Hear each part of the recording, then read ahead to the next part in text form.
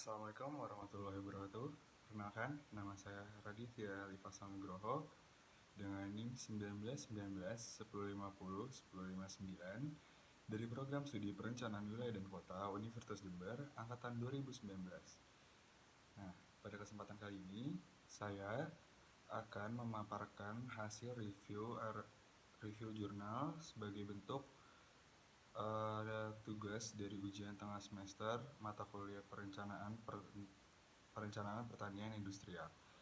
Nah, di sini jurnal yang saya bahas berjudul Analisis Kebijakan Alih Fungsi Lahan Pertanian Kenon Pertanian di Kabupaten Klaten tahun 2013 hingga tahun 2016 pada studi kasus Kecamatan Ceper, Kabupaten Klaten.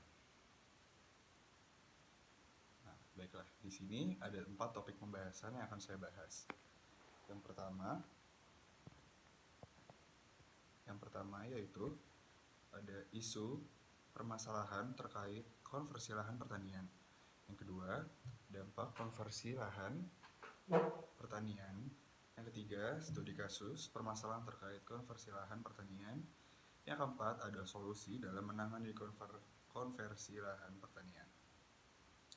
Baiklah, langsung saja. Yang pertama, isu permasalahan terkait pertanian. Nah, di sini sebelum memasuki materi, saya akan menjelaskan terlebih dahulu terkait pengertian dari konversi lahan. Nah, menurut Lestari pada tahun 2009, alih fungsi lahan atau biasanya disebut sebagai konversi lahan adalah suatu hal yang negatif, yaitu perubahan fungsi lahan sebagian atau seluruh kawasan lahan dari fungsinya pada awal mulanya atau seperti yang telah direncanakan pada awal mulanya dahulu menjadi fungsi lain yang menjadi sebuah dampak negatif atau masalah terhadap suatu lingkungan dan potensi dari lahan itu sendiri. Nah, selanjutnya kalau menurut Fink dalam Wibowo and Santosa pada tahun 2015, penggunaan lahan adalah setiap bentuk campur tangan manusia terhadap lahan dalam rangka memenuhi kebutuhan hidupnya, baik material maupun secara spiritual. Nah, menurut Fink, penggunaan lahan dapat dikelompokkan di dalam 2 kelompok besar, yaitu yang pertama penggunaan lahan pertanian dan yang kedua penggunaan lahan bukan pertanian. Nah, selanjutnya ada dasar hukum yang mengatur konversi lahan. Yang pertama, ada Undang-Undang Nomor 41 Tahun 2009 tentang perlindungan lahan pertanian berkelanjutan. Yang kedua, ada PP Nomor 1 Tahun 2012 tentang penetapan dan alih fungsi lahan pertanian pangan berkelanjutan. Yang ketiga, ada PP Nomor 12 Tahun 2012 tentang insentif perlindungan lahan pertanian pangan berkelanjutan. Yang keempat, ada PP Nomor 25 Tahun 2012 tentang Sistem Informasi Lahan Pertanian Pangan Berkelanjutan. Yang kelima, ada PP Nomor 30 Tahun 2012 tentang Pembiayaan Perlindungan Lahan Pertanian Pangan Berkelanjutan. Dan yang keenam, ada Undang-Undang Nomor 26 Tahun 2007 tentang Penataan Ruang. Selanjutnya, ada isu permasalahan terkait pertanian. Secara garis besar, faktor yang menyebabkan terjadinya alih fungsi lahan itu ada 3, yaitu yang pertama itu ada faktor eksternal. Faktor eksternal atau faktor dari luar merupakan faktor yang disebabkan oleh adanya dinamika pertumbuhan perkotaan, demografi maupun ekonomi. Nah, yang kedua, ada faktor internal atau faktor dari dalam itu faktor yang lebih melihat sisi yang disebabkan oleh kondisi sosial ekonomi rumah tangga pertanian pengguna lahan, karakteristik petani yang mencakup umur, tingkat pendidikan, jumlah tanggungan keluarga, luas lahan yang dimiliki, dan tingkat ketergantungan terhadap lahan. Di zaman yang semakin modern ini, tidak dipungkiri, para generasi muda lebih memilih bekerja di bidang industri dan perkantoran daripada bekerja di bidang pertanian. Nah, untuk faktor yang ketiga yaitu ada faktor kebijakan. Faktor kebijakan berkaitan dengan aspek peraturan atau regulasi yang dikeluarkan oleh pemerintah pusat maupun pemerintah daerah yang berkaitan dengan perubahan fungsi lahan pertanian. Nah, yang kedua yaitu ada dampak konversi lahan pertanian. Nah, dari dampak konversi lahan pertanian ini, Indonesia sebagai negara yang memiliki julukan negara agraris tentu saja memiliki banyak sekali potensi lahan pertanian ataupun perkebunan yang bisa dijadikan sumber perekonomian negara. Akan tetapi, seiring berkembangnya sistem perekonomian serta meningkatnya jumlah penduduk, maka kebutuhan lahan untuk kepentingan dalam bidang selain pertanian semakin meningkat pula. Berdasarkan data statistik pada tahun 2014, luas lahan pertanian di Indonesia mencapai angka 41,5 juta hektar. Dari jumlah tersebut, dapat dibagi menjadi 3 kategori, yaitu yang pertama ada hortikultura sebesar 567.000 hektar, lalu ada tanaman pangan sebesar 19 juta hektar, dan yang terakhir terdapat tanaman perkebunan sebesar 22 juta hektar. Berikut beberapa dampak yang terjadi akibat konversi lahan pertanian. Yang pertama, berkurangnya lahan pertanian. Dengan adanya alih fungsi lahan menjadi non-pertanian, maka otomatis lahan pertanian menjadi semakin berkurang. Hal ini tentu saja memberi dampak negatif ke berbagai bidang, baik secara langsung maupun tidak langsung. Yang kedua, menurunnya produksi pangan nasional. Akibat lahan pertanian yang semakin sedikit, maka hasil produksi juga akan terganggu.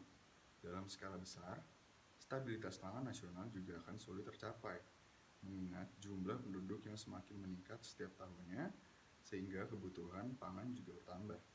Namun, lahan pertanian justru semakin berkurang. Yang ketiga yaitu mengancam keseimbangan ekosistem. Dengan berbagai keanekaragaman populasi di dalamnya, sawah atau lahan-lahan pertanian lainnya merupakan ekosistem alami bagi beberapa binatang, sehingga jika lahan tersebut mengalami perubahan fungsi, binatang-binatang tersebut akan kehilangan tempat tinggal dan bisa mengganggu pemukiman warga. Selain itu, adanya lahan pertanian juga membuat air hujan termanfaatkan dengan baik, sehingga mengurangi resiko penyebab banjir saat musim hujan. Yang keempat, sebagai sarana prasarana pertanian menjadi tidak terpakai. Nah, untuk membantu peningkatan produk pertanian, pemerintah telah menganggarkan biaya untuk membangun sarana dan prasarana pertanian dalam sistem pengairan misalnya.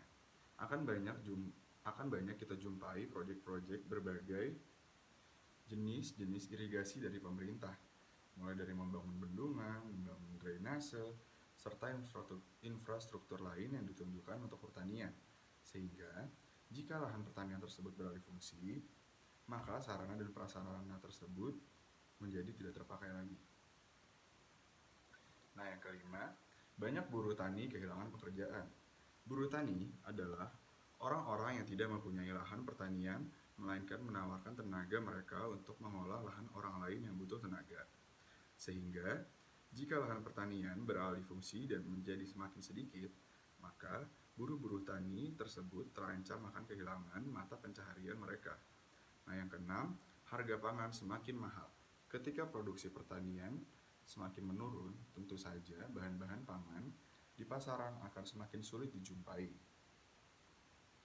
Hal ini tentu saja akan dimanfaatkan sebaik mungkin bagi para produsen maupun pedagang untuk memperoleh keuntungan sebesar-besarnya. Maka, tidak heran jika kemudian harga-harga pangan tersebut menjadi mahal. Nah, yang ketujuh, tingginya angka urbanisasi. Sebagian besar kawasan pertanian terletak di daerah pedesaan, sehingga ketika terjadi alih fungsi lahan pertanian yang mengakibatkan lapangan pekerjaan bagi sebagian orang tertutup, maka yang terjadi selanjutnya adalah angka urbanisasi meningkat. Orang-orang dari desa akan berbondong-bondong pergi ke kota dengan harapan mendapat pekerjaan yang lebih layak. Padahal, bisa jadi setelah sampai di kota, keadaan mereka tidak berubah karena persaingan semakin ketat. Nah, yang ketiga yang akan saya bahas yaitu studi kasus. Studi kasus dari konversi lahan pertanian. Nah, berdasarkan jurnal yang saya bahas yaitu analisis kebijakan alih fungsi lahan pertanian ke non-pertanian pada tahun 2013 hingga tahun 2016 di Kecamatan Ceper, Kabupaten Klaten. Alih fungsi lahan pertanian ke non-pertanian di Kecamatan Ceper, Kabupaten Klaten bersifat dilematis. Terjadinya hal ini disebabkan oleh persaingan yang ketat dalam penggunaan lahan yang berakibat pada meningkatnya nilai lahan, maka penggunaan lahan untuk pertanian akan selalu dikalahkan oleh peruntukan lain seperti penggunaan lahan untuk sektor industri, perumahan, perusahaan, dan jasa. Adapun upaya yang dilakukan oleh pemerintah Kabupaten Klaten dalam mengurangi angka alih fungsi lahan pertanian ke non-pertanian yang setiap tahunnya meningkat 40 hingga 50 hektar tersebut, yaitu dengan cara mengacu pada Undang-Undang Nomor 41 Tahun 2009 tentang perlindungan lahan pertanian pangan berkelanjutan dan juga mengacu pada Peraturan Daerah Nomor 11 pada tahun 2011 tentang Rencana Tata Ruang Wilayah atau RTRW Kabupaten Klaten pada tahun 2011 hingga tahun 2031 nanti.